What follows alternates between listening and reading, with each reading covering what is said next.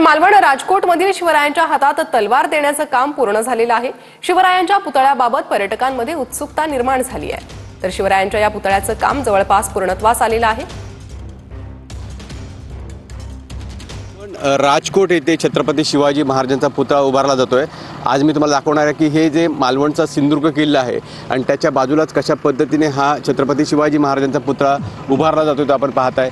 जर बघितलं तर हा जो पुतळा आहे तो त्या छत्रपती शिवाजी महाराजांच्या हातात जी तलवार दिलेली आहे ती तलवार सुद्धा बसवून झालेली आहे। एकूणच जर बघितलं तर गेले काही दिवस या पुतळ्याचं काम चालू होतं। त्यानंतर सगळ्यात महत्त्वाचं जे होतं ते ही तलवारधारी हा पुतळा आहे।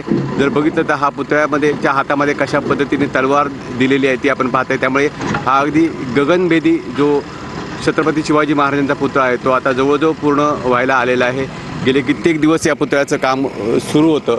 जर बघितलं तर शिल्पकार प्रसिद्ध शिल्पकार आहेत राम सुतार यांच्या संकल्पनेतून हा पुतळा साकारला जातोय।